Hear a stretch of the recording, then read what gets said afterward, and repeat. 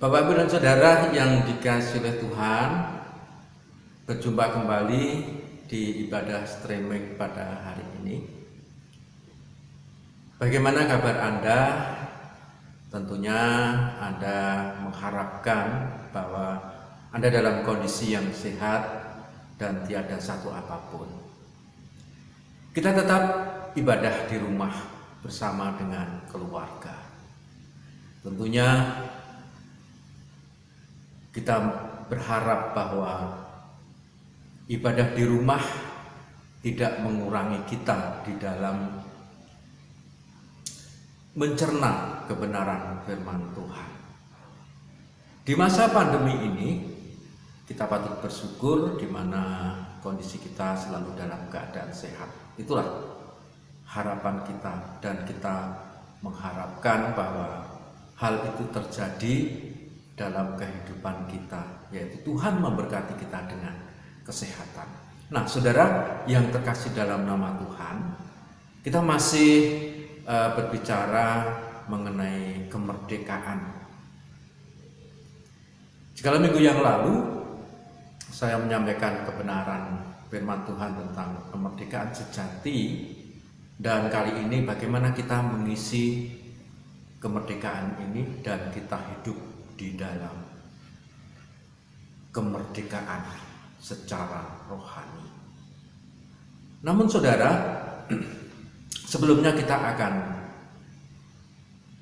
berdoa terlebih dahulu sebelum kita memulai ibadah hari ini.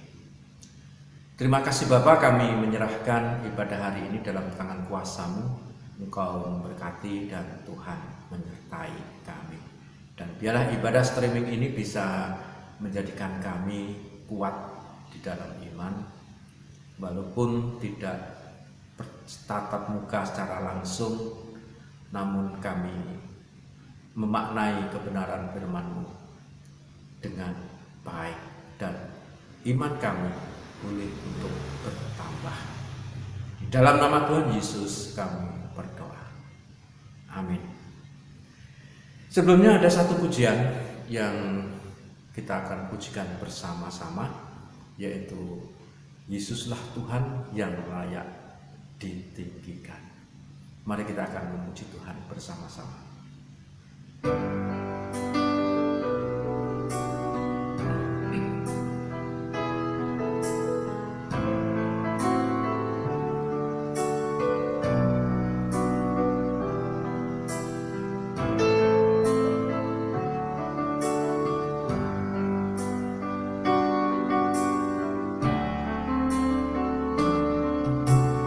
Yesuslah Tuhan yang layak ditinggikan, layak disembah oleh suku-suku bangsa.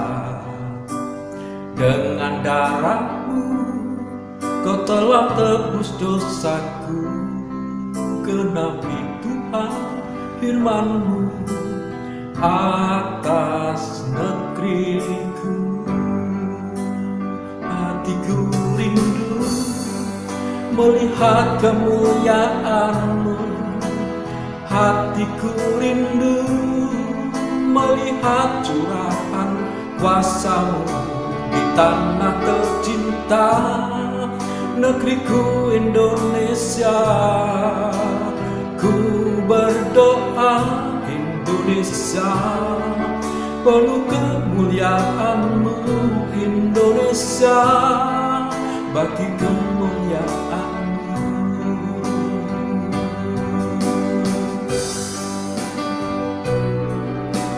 Kita akan pujikan sekali lagi, Yesuslah Tuhan yang layak ditinggikan. Kita hidup di Indonesia ini mengharapkan bahwa Indonesia kemuliaan.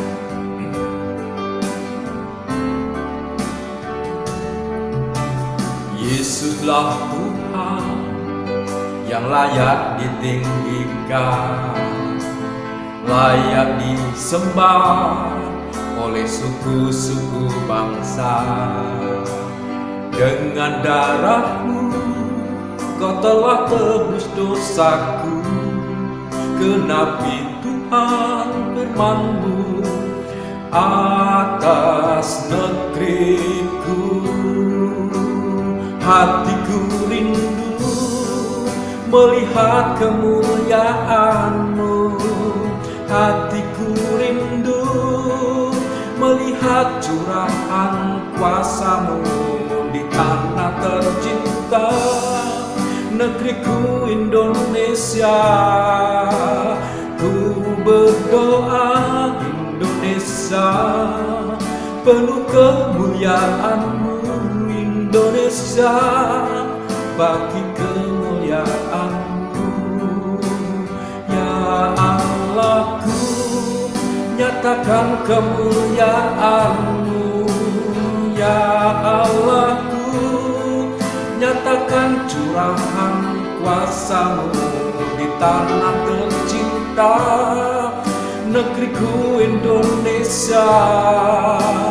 Ku berdoa Indonesia, penuh kemuliaan-Mu Indonesia, bagi kemuliaan-Mu. Indonesia, bagi kemuliaan-Mu. Indonesia, bagi kemuliaan-Mu.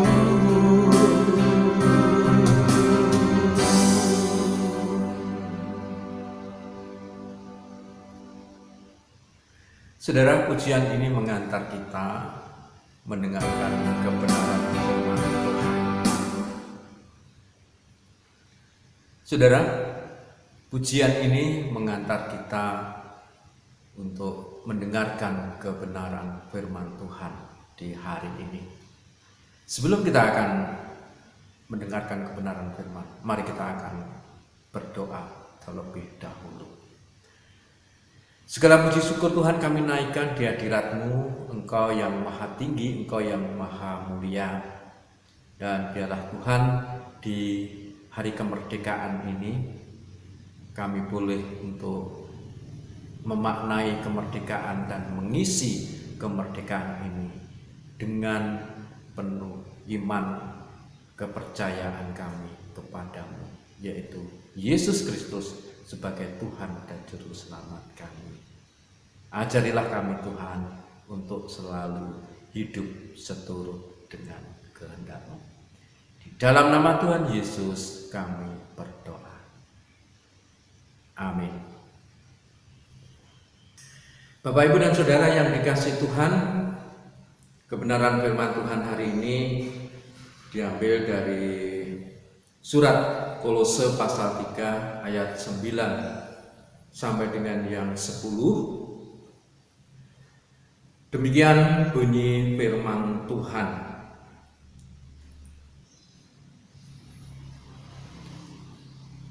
Jangan lagi kamu saling mendustai karena kamu telah menanggalkan manusia lama serta kelakuannya dan telah mengenakan manusia baru yang terus-menerus diperbarui untuk memperoleh pengetahuan yang benar menurut gambar kaliknya.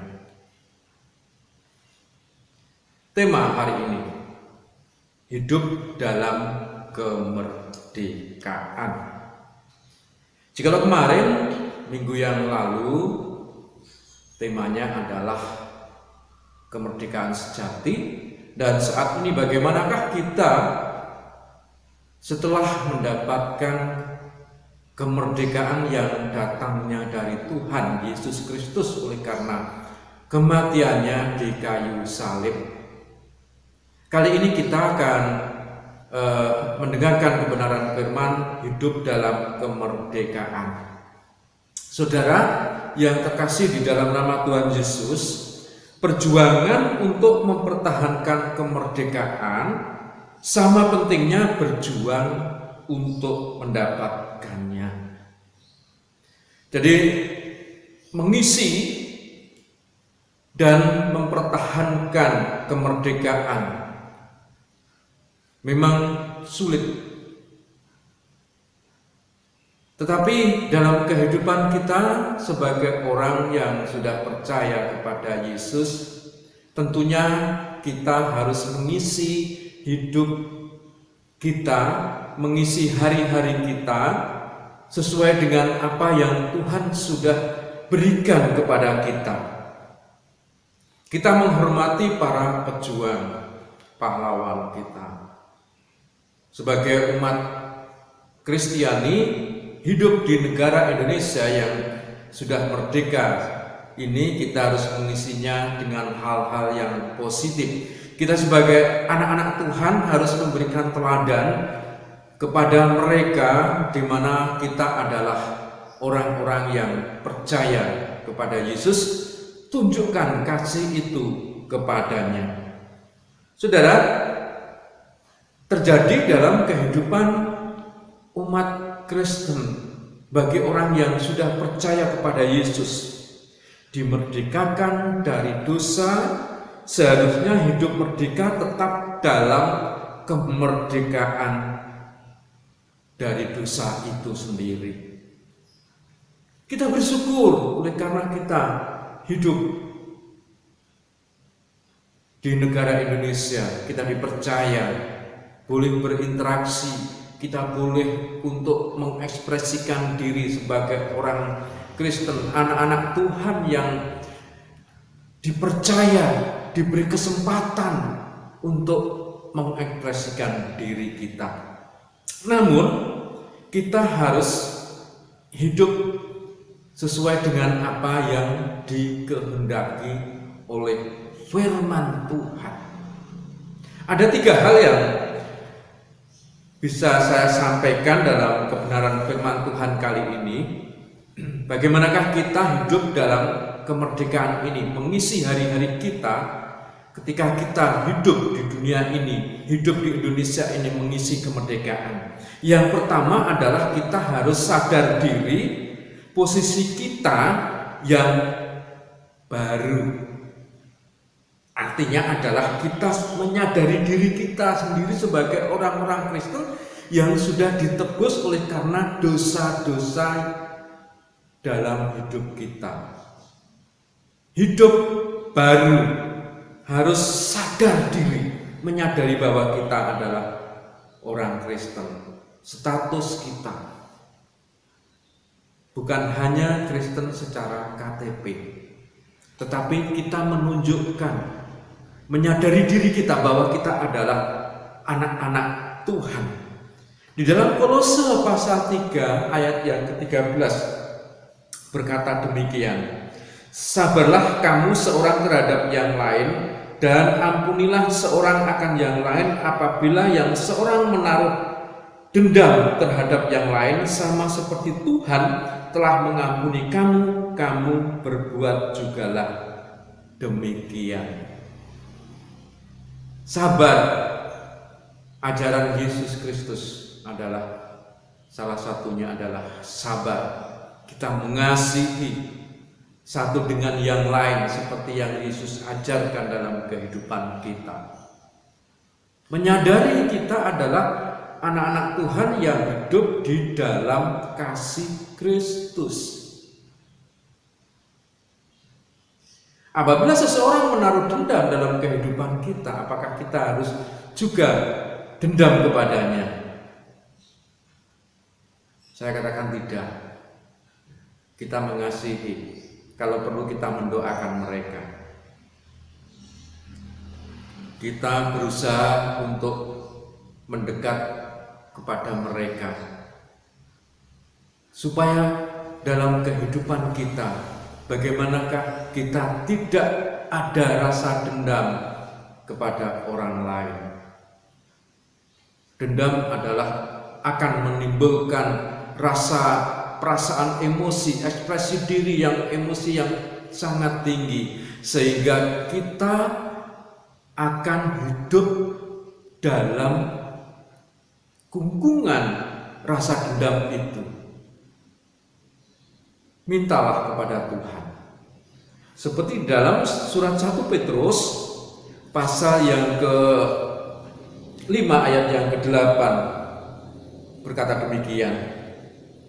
Sadarlah dan berjaga-jagalah, lawanmu si iblis berjalan keliling sama seperti singa yang mengaum-aum dan mencari orang yang dapat ditelannya.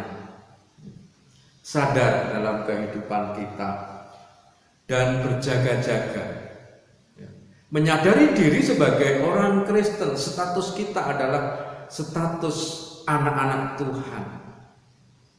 Kita harus mampu untuk memproteksi diri kita dari godaan duniawi yang iblis lakukan kepada kita.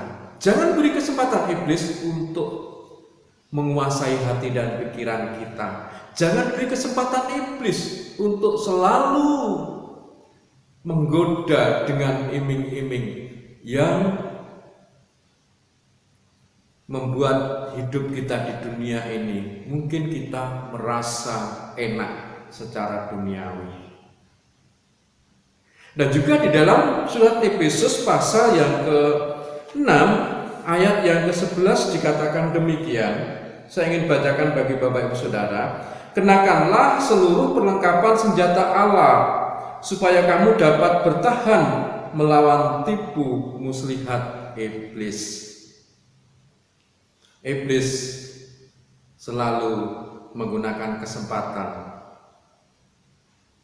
mencari celah sedikit apapun, sekecil apapun.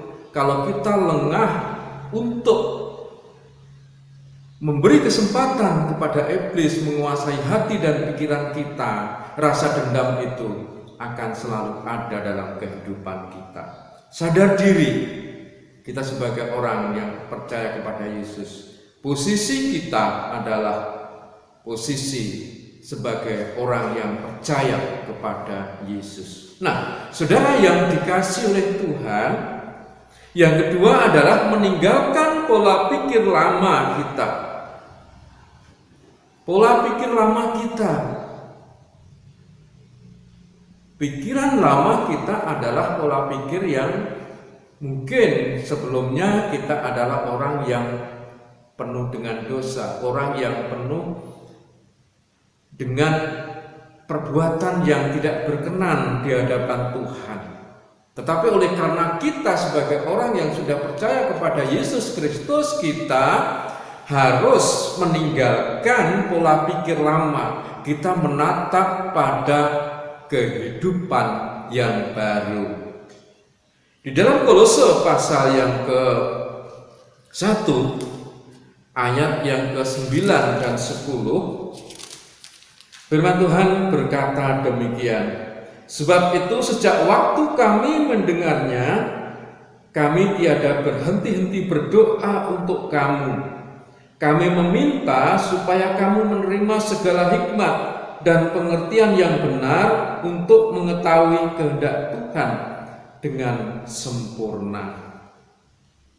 Meninggalkan pola pikir yang lama, kita menuju pada pola pikir yang baru, yaitu kita harus selalu mengerti apa itu kehendak Tuhan dalam kehidupan kita. Kehendak Tuhan dalam kehidupan kita adalah mentaati kebenaran firman Tuhan, melakukan firman Tuhan, dan juga kita harus selalu melayani Tuhan, taat berdoa, taat memuji Tuhan, taat memberikan persembahan kepada Tuhan, taat beribadah kepada Tuhan. Apa yang wajib kita berikan kepada Tuhan sebagai orang yang sudah percaya ini? Kita punya jiwa ini, kita punya harta, kita punya segala sesuatu yang kita miliki. Berilah itu kepada Tuhan. Sekecil apapun yang kita berikan buat Tuhan akan bermanfaat bagi kemuliaan nama Tuhan, untuk memajukan gereja Tuhan. Meninggalkan pola yang lama, yang seharusnya memang kita tidak pernah. Apa itu namanya persembahan? Apa itu yang namanya persekutuan? Setelah kita merdeka dari dosa, kita menyadari diri kita harus menatap kehidupan yang baru. Kita harus mengetahui apa itu memberikan yang terbaik bagi Tuhan. Memberikan terbaik bukan berarti kita memberikan uang bagi Tuhan melalui persembahan. Bisa melalui jiwa dan raga ini kita abdikan bagi Tuhan apa yang kita miliki dan apa yang kita punyai ini. Jiwa raga ini layanilah Tuhan. Saudara, yang ketiga adalah kita menanamkan pola pikir yang baru. Pola pikir yang baru. Di dalam Kolose pasal 3 ayat yang 1 sampai dengan yang ketiga dikatakan demikian kebenaran firman Tuhan. Karena itu kalau kamu dibangkitkan bersama dengan Kristus, carilah perkara yang di atas, di mana Kristus ada duduk di sebelah kanan Bapa. Pikirkanlah perkara yang di atas, bukan yang di bumi, sebab kamu telah mati dan hidupmu tersembunyi dengan Kristus di dalamnya. Tersembunyi bersama Kristus di dalamnya hidup kita. Berarti Yesus menaungi kehidupan kita. Yesus bersama dengan kita. Pola pikir kita harus kita ubah. Dari kehidupan lama menjadi kehidupan yang baru. Kita menanamkan pola pikir yang baru dalam kehidupan kita. Menatap ke depan bersama dengan Yesus. Bangkit bersama Yesus. Kita mencari perkara-perkara yang di atas. Perkara yang di atas yang dimaksud di sini adalah kita selalu menomorsatukan Tuhan Yesus dalam kehidupan kita. Tuhan Yesus menjadikan prioritas dalam kehidupan kita, karena kita adalah orang yang sudah dimerdekakan. Kita hidup dalam kemerdekaan. Kita terbebas dari dosa yang menghimpit kita. Kita bersyukur oleh karena kita sebagai orang yang sudah diselamatkan oleh karena darah Yesus ini. Bapak, Ibu, dan Saudara, jemaat yang dikasihi oleh Tuhan, kita memikirkan perkara yang di atas, bukan perkara yang di bumi. Artinya adalah bukan berarti kita tidak boleh untuk memikirkan duniawi ini. Kita sebagai manusia tetap hidup. Kita perlu makan. Kita perlu biaya segala sesuatu. Dari mana hal itu kita peroleh? Kita peroleh dari bekerja. Mengisi hidup-hidup kita. Hidup ini di dalam kehidupan setiap hari kita bekerja, berinteraksi dengan orang lain. Kita punya pola pikir yang baru, pola pikir sebagai anak-anak Tuhan. Kita harus ingat itu. Di mana kita berada, di tempat kerja, di tengah-tengah masyarakat, dimanapun kita harus menunjukkan identitas diri kita sebagai orang yang sudah percaya kepada Yesus Kristus. Saya yakin dalam kehidupan kita, kalau kita memikirkan perkara-perkara yang Tuhan berikan dalam kehidupan kita, Tuhan akan memberikan perkara itu. Tuhan akan memberikan berkatnya dalam kehidupan kita. Jangan khawatir tentang apapun juga. Saudara, kita perlu merenungkan diri kita. Kita sudah dimerdekakan oleh karena darah Kristus. Dan itu merupakan karya Kristus yang terbesar dalam kehidupan kita. Sehingga kita harus hidup sesuai dengan kehendaknya. Tuhan mengasihi kita terlebih dahulu. Apa yang kita lakukan bagi Tuhan yang sudah memberikan kasih-Nya kepada kita. Kalau kita mawas diri, sadar diri, kita sebagai orang yang percaya, kita harus meninggalkan pola pikir lama kita menanamkan pola pikir baru dalam kehidupan kita setiap hari. Mari kita akan berdoa. Segala puji syukur Tuhan kami naikkan di hadirat-Mu, Tuhan Yesus Kristus yang kami puji dan yang kami sembah. Engkau memberkati kami dan Tuhan menyertai kami dalam kehidupan kami setiap hari. Terima kasih Bapa, terima kasih Yesus, kami bersyukur oleh karena Engkau sudah memerdekakan kami dari dosa, membebaskan kami dari dosa, dan kami boleh hidup dan mengisi kemerdekaan ini dengan hal-hal yang Tuhan berikan, perkara-perkara di atas yang Tuhan ajarkan, yaitu kita harus mengasihi Tuhan, hidup sesuai dengan kehendak Tuhan, dan juga kita harus taat beribadah, taat memberi persembahan, taat memuji Tuhan, dan juga selalu tekun di dalam doa. Ajarilah kami Tuhan untuk itu, dan kami yakin Engkau menyertai kehidupan kami. Berkatilah anak-anak-Mu Tuhan hari ini, Engkau selalu memberikan berkat-Mu bagi mereka semua. Terima kasih Bapa, di dalam nama Tuhan Yesus kami berdoa. Amin. Saudara yang dikasihi Tuhan, kita tetap menjaga protokol kesehatan, melakukan 3M. Sering mencuci tangan di setiap aktivitas kita dengan air bersih dan sabun. Jika jauh dari itu, kita bisa memakai hand sanitizer. Dan yang kedua, kita harus selalu memakai masker.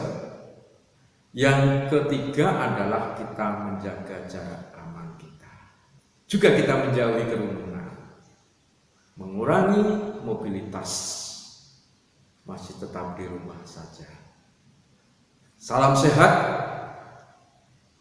Tuhan Yesus memberkati Anda semua. Shalom.